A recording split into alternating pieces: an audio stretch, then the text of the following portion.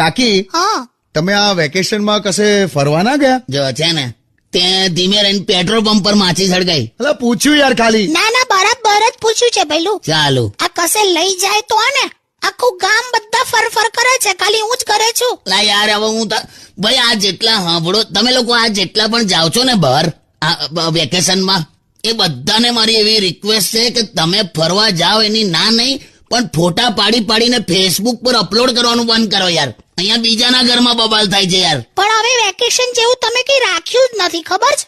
કોઈના ઘરે રોકાવા આવતા નથી. એવું ના રોકાવાય યાર. શું ના રોકાવાય? અમે તો 20 દિવસ રોકાતા હતા. જો એક વસ્તુ યાદ રાખ, તમે કોકના ઘરે રોકાવા ગયા હોવ હા અને થોડા દિવસ પછી જયારે ટીંડોળા, ગીલોડા, કારેલા, દૂધી આવા બધા શાક પીરસવા માંડે ને, એટલે સમજી જવાનું કે આપણે બહુ વધારે રોકાઈ ગયા. સાચી વાત કે નહીં લા? સાચી વાત.